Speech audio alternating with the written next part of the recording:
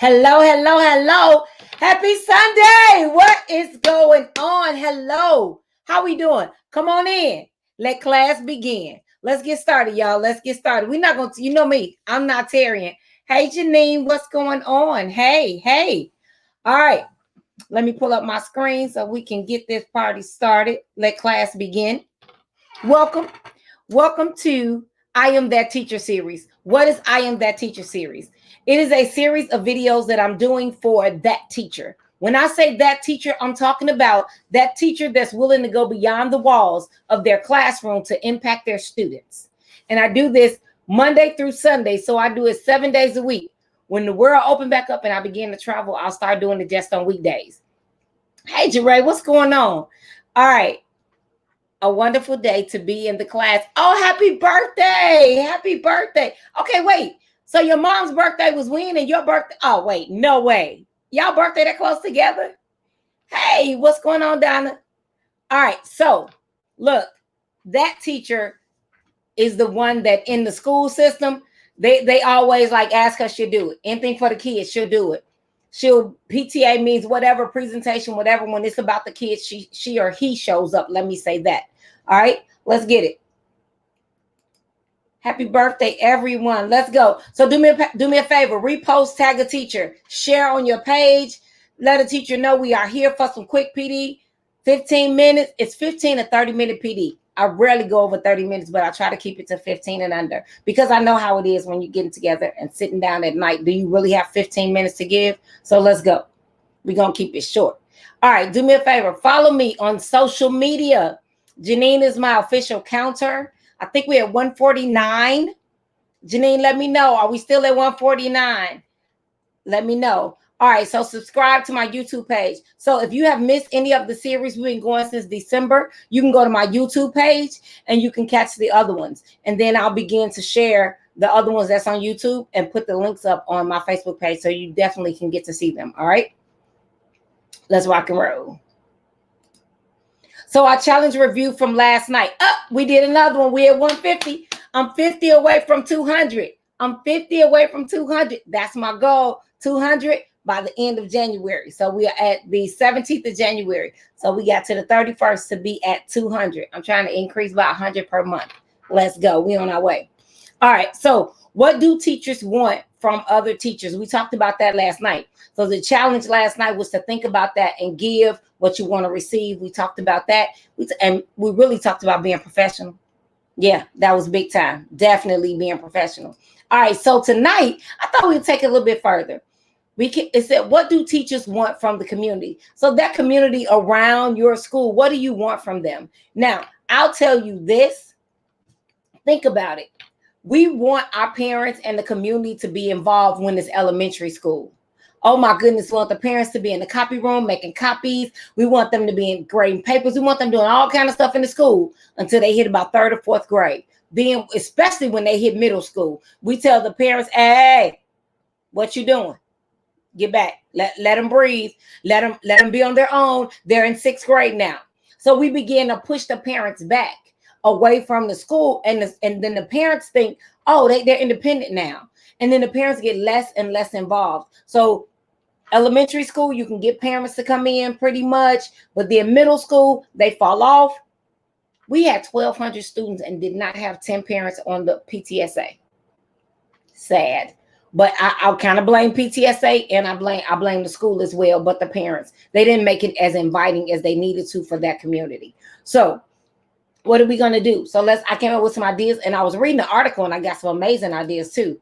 So teachers want community members to get involved. How are you getting them involved? Are we inviting them? Are we doing things where they know what's going on in the school?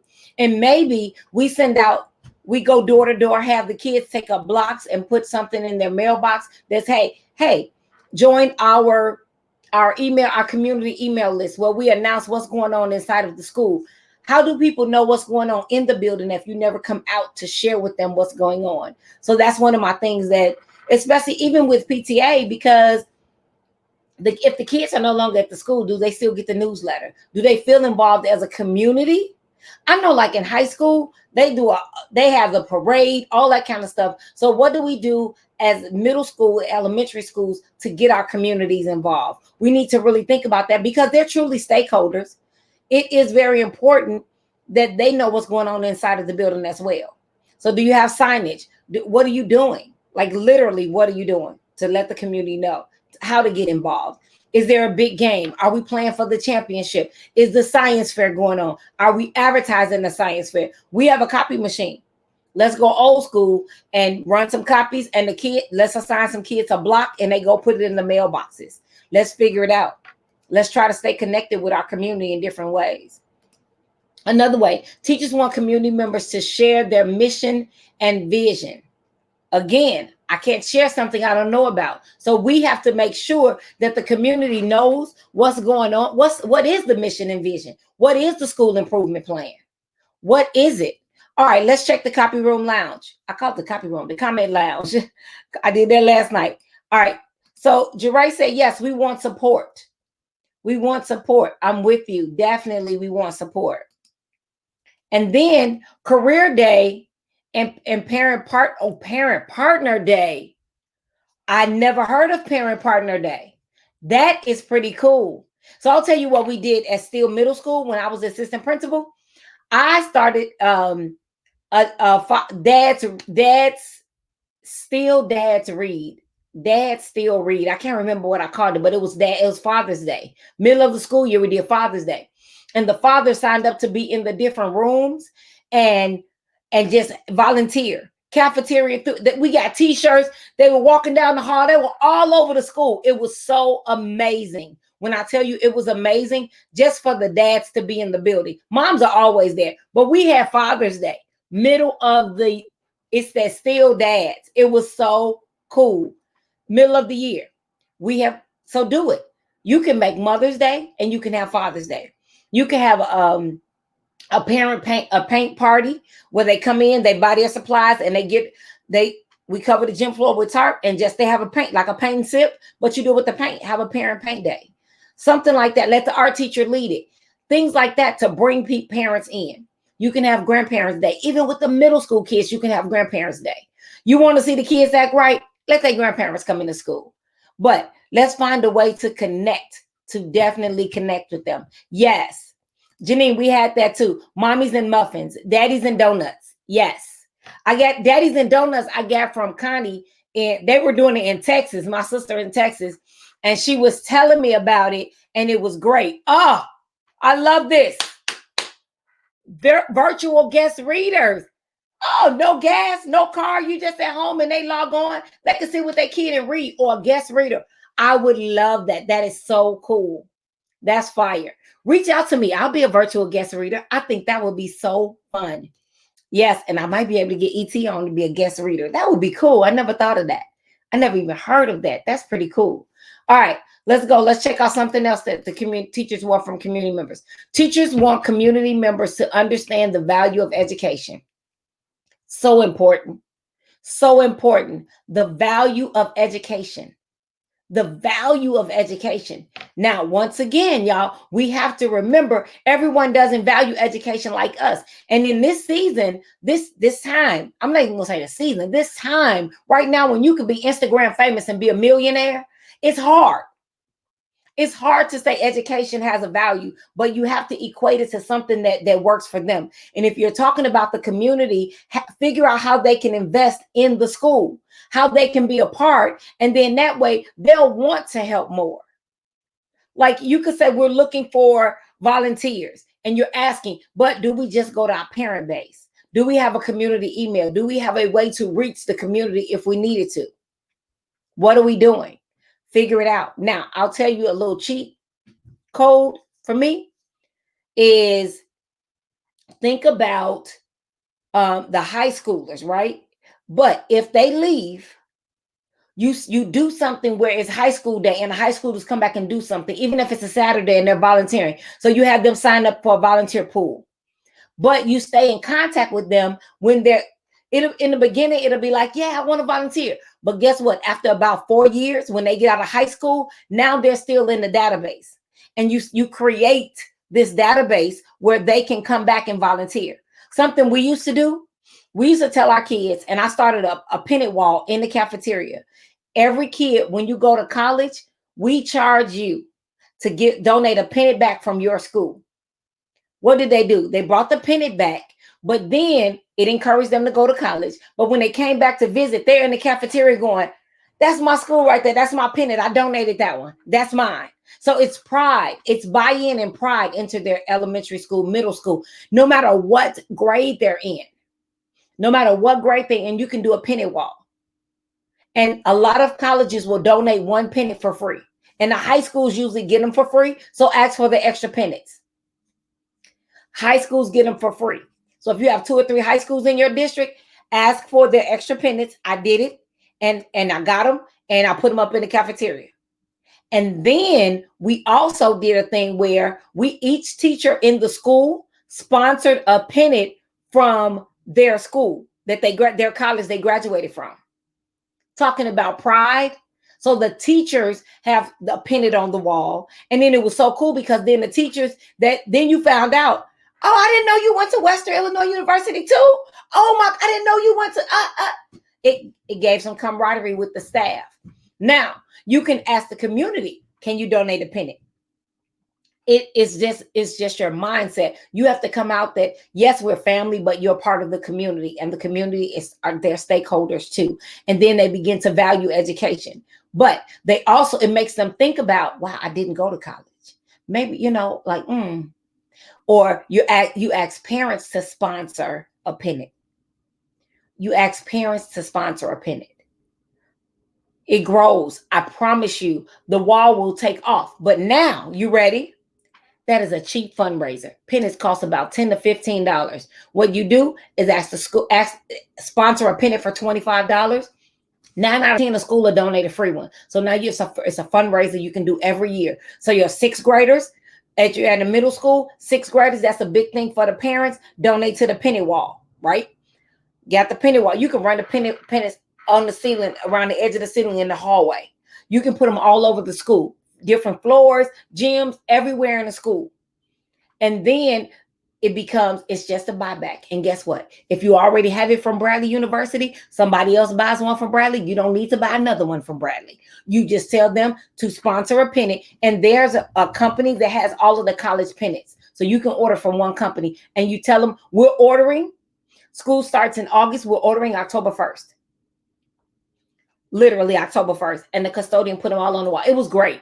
It added energy. And then while the kids are sitting in the cafeteria eating, what are they looking at? Colleges. Colleges. Come on, y'all. Colleges and universities. So you're planting a seed and it'll get watered when they get in high school or when they go further down the line. Even if they're in high school and they're seeing pennants, they're seeing names of colleges, so it'll ring a bell. Then that seed has been planted since middle school. It's been planted along the way. All right. That's how you got to plant the seed for them to value education. School is not valuable because you just go there. I can't tell you that I truly value the grocery store until the pandemic hit. When COVID hit, I was like, oh, we got to go to grocery store. Is it going to be open? Is it not going to be open? So you have to create that FOMO, that fear of missing out, so they understand the value of it. Because when I almost couldn't go to the grocery store, I had to be on a certain day at a certain time and couldn't get toilet paper. I value toilet paper differently. So you have to teach them to value it. If they don't just expect. Because if their parent did not go to college, like my mom, she was a stay-at-home mom. She went to college when she was older. She stayed at home. So she had no concept of dorm life besides what she saw on television. So luckily, my brothers before me had gone to college and she's seen that experience, but then she never experienced it for a female. I was the first. So guess what? That made it a little different. I think I might have been the first female in my family to stay in a dorm. Come on. I was the first to get my master's. Praise God. My family, they coming behind me though. No joke. We coming. I'm getting my doctorate. I'm gonna be the first one with my doctorate. I know I'm working on it, but let's go. But you don't know family values when it comes to education. And also, with the way things are shifting right now into entrepreneurship, and a lot of people are valuing becoming an entrepreneur right now. But let's go. If you teach them that you can get a business degree, it helps you become an entrepreneur. So it's just you have to work that thing. It's that they don't come with it. It's value not included. Value not included when you get a kid in your class. It doesn't come with them. All right, let's go. Teachers want community members to be proud of their school. So we have to make them feel like the community is a part of the school. If it's their school, it's our block. But see, sometimes guilty. I would drive in and I would drive out. I had pride inside the walls. When I was in the projects, when I was in Cabrini Green, I had pride inside the walls. But then when I left, it was like, okay. But when I was better. I got a lot better, but we did so much better when my last school was still middle school. Like when we did a 5K and we invited the community, we invited the police, everyone there, and we started inviting politicians. Invite the politicians in your school. Invite the mayor to read. You would be amazed at how people assume that people don't have time to give time. People assume I work 24 hours, 7 days a week. Y'all would be amazed at how many times I get a text going, I know you work so hard, you always busy. No, you just said that. I'm not always busy. What y'all think I've been sitting here all day working? No, I facilitated a teacher's training this morning for 4 hours and I've been chilling. I cooked and put my feet up and I've been chilling all day. I usually don't even work on Saturdays. I don't usually work on the weekend unless we traveling and it's a conference. But you have to really begin to look at that thing differently and make people feel a part of it if you want them to have pride in it. You want them to have pride. All right, let's go to the comment lounge and see what's going on. Yes, we are. Love it. College and career readiness. You have to get them ready, but you got to get the mindset. You can't. I knew nothing about the ACT, SAT till I got in high school. But let me tell you a gem. I'm about to tell y'all a gem. Let me fix this real quick. Let me tell you a gem if you work in the middle school. In 6th grade, I began to do college tours. We did two colleges or universities a year. Just go local. Just local, right? By the time they get to high school, they will have toured 6 colleges.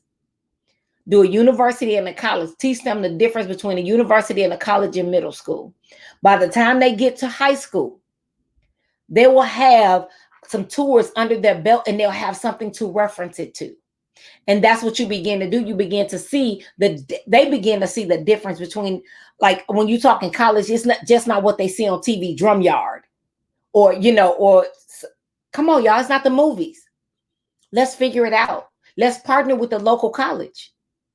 And guess what? So when a kid, they're doing 2 colleges per year in middle school, because look, most parents, if I'm the oldest child, I'm the eldest, right? I'm the baby, but I'm the eldest. And I'm the first kid in the family to go to college. My parents might have went to college, but if my parents are not in a fraternity or sorority, you don't really know about college life. So you know nothing. So guess what? And the parents are so far removed from college that they don't teach you. They don't talk about college too much because they're working. They got family stuff to do. They're not thinking about the college life. So they're not talking about it that much. So you have to take that on. Parents are not having a conversation till what college you going to. The first time they hear about college is when they get in high school. What? Plant the seed now. Let them pick a college. Buy a sweatshirt from that college. If they change colleges, buy them a different sweatshirt. They say they want to go to Spelman, Howard, HBCU. Buy them an HBCU pennant for their bedroom. But pour that. If they speak it, you pour into it. You water that seed. Your students, what college? What do you want to be when you grow up? You can ask them that question and say, pick a college. If you could pick any college in the world, I want to go to college in Hawaii because that was the furthest place I can get away from my parents. I went to Western Illinois University. I was 4 hours away from home. But here's the deal. Plant the seed. Ask the community to get involved. Let's go. Let's go to the comment lounge and let's see what's happening here. All right, Janine says, just like we are celebrating our students, let's celebrate our parents' involvement and community involvement. Yes. Yes. I did a community-based program called Community Champions. The last few letters in community is unity, right? UNITY is unity. So community champions, and you can honor people in the community. You can honor, we gave a Renaissance Award, a new beginning. A new beginning. Let's not just honor the kids that have A's. How far do they really go? Right? But you honor those kids that's just got grit, they got grind, and they pushing. Let's go. You turning things around. Let's go. Love it. Lucretia loved your ideal, Janine. Loved it. Loved it. All right. What are we saying? I'm trying to be like you when I grow up, RT. Let's go. Come on. Let's get it.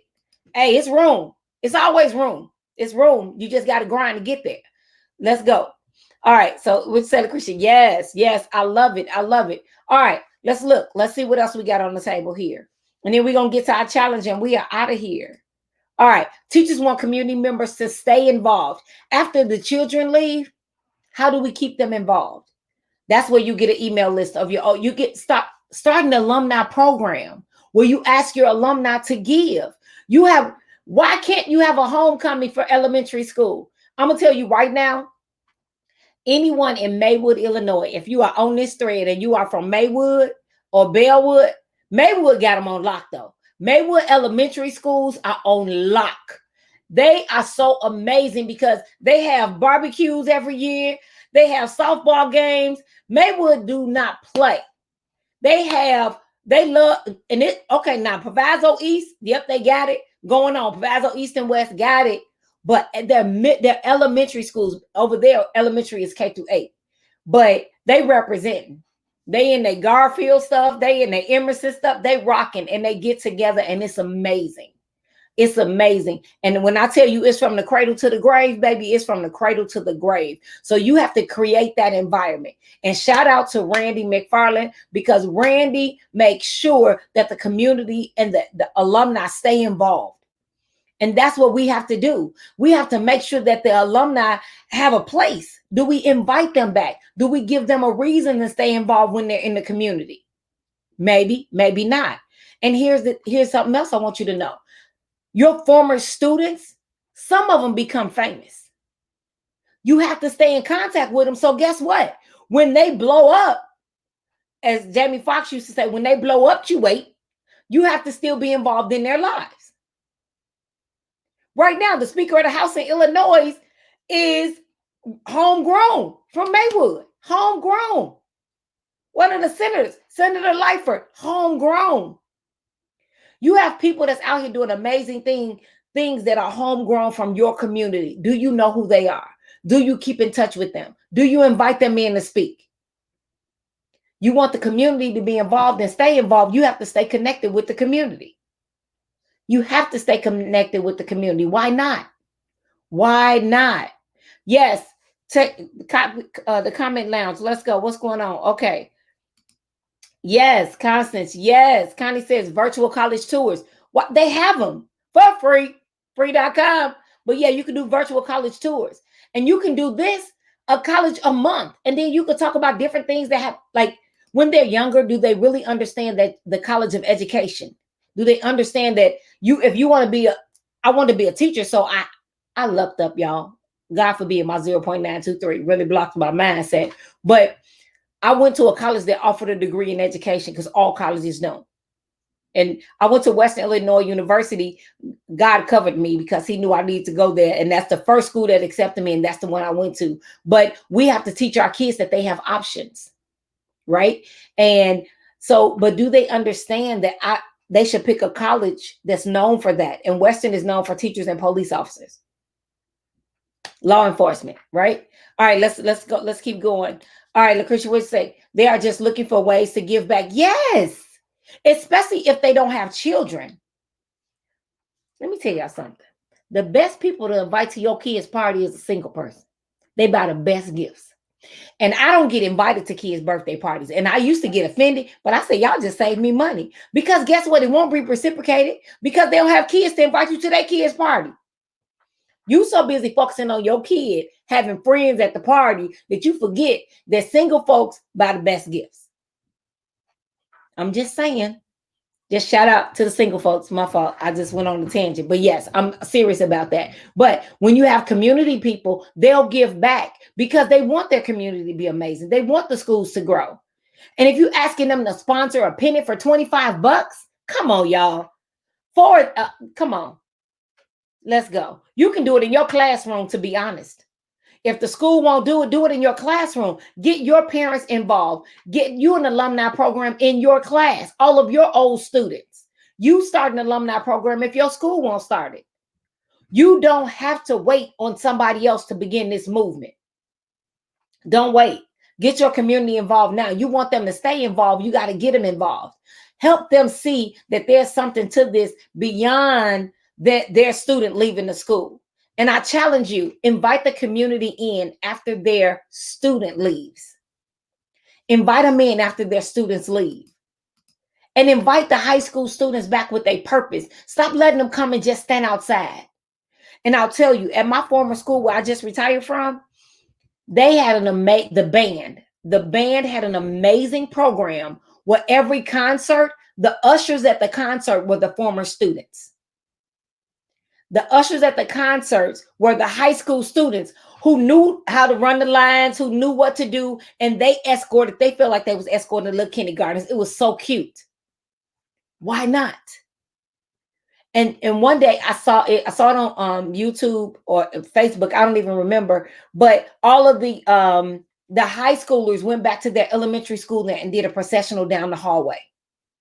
Why not let them see graduation? Why not give them something to look forward to? Now, I'll tell you, I was at a middle school. I didn't agree with this at all, 110%. I was assistant principal. But my former principal, she didn't believe that a kid should leave their class to go watch their sibling walk across the stage. Why not? Give them something to yearn for. I have to see it to want to be it. I have to see it to want to be it. How do I know what I'm supposed to be looking for if I've never seen it? Let's go. I won't know it when I get to it. So take your time to do something to invite your community in. Let them know what's going on in your classroom. Let them know. And you may just start out small with your classroom. And then you have an alumni pool.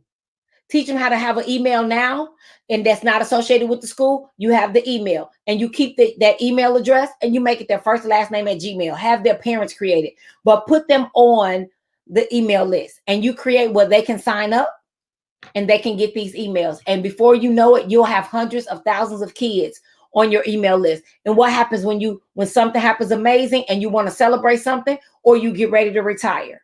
You could do it. You could do a picnic over the summer, an alumni picnic with just your students. They're in the community now. They're part of the community that created the, guess what's going to happen? They created the original list.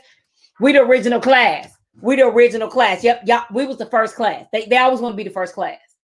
So you figure out how to create the community that's going to wrap around your students. Does that make sense? All right, let's see what we got going over here. All right. In the comment lounge, let me get the speaker right. They are just looking for ways to give back. And last year, I had high school students come back to read to my class once a week. Hey, man, let's go. It actually helped them, the high schoolers, improve their reading skills. Yes, definitely. All right, Dre, what are you saying? So it says, after my elementary school 5th grade graduation, at my elementary school, the 5th grade graduation is a huge deal, right? We actually allow each grade level to be in the hallway as we cheer the 5th grade. Come on, y'all. Now, see, that would make me cry. I would be that would be so amazing. And all of the teachers will dress up in their cap and come on, let's go. It is a true amazing experience. I want the video. Send me a video. I would love to see that. Also, high school students who attend the school are allowed to walk through the halls for the last time. Come on. Can you imagine senior day at a middle school where all of the seniors come back in their cap and gowns and they walk through the hallways? They meet in the parking lot and they do a processional through the hallway. Come on. Because guess what's going to happen? That's going to help them 4 years from now.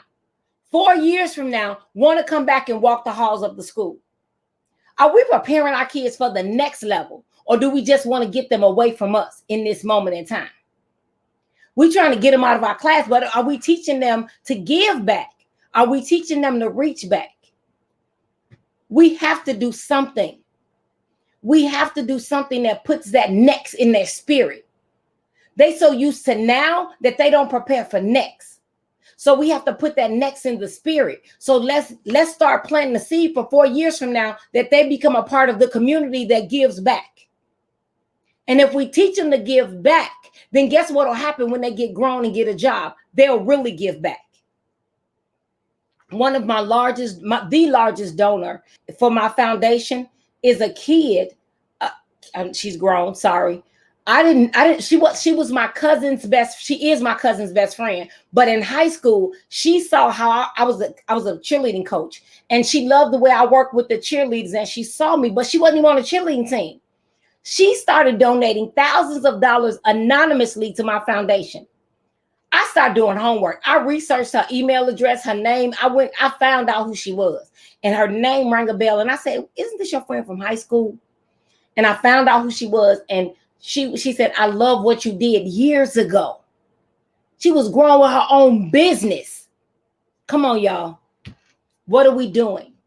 We have to teach them now. Plant the seed no matter what grade, even if you're dealing with high schoolers, even if you're dealing with college students, it doesn't matter, because they become grown adults and they teach them to give back.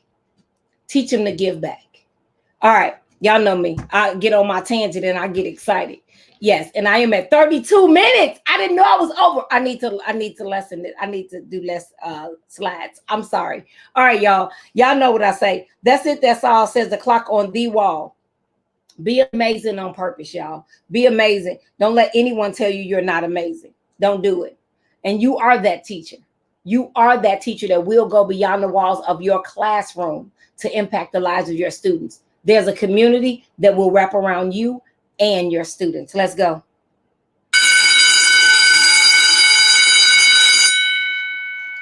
See ya tomorrow night, 8 p.m. Central.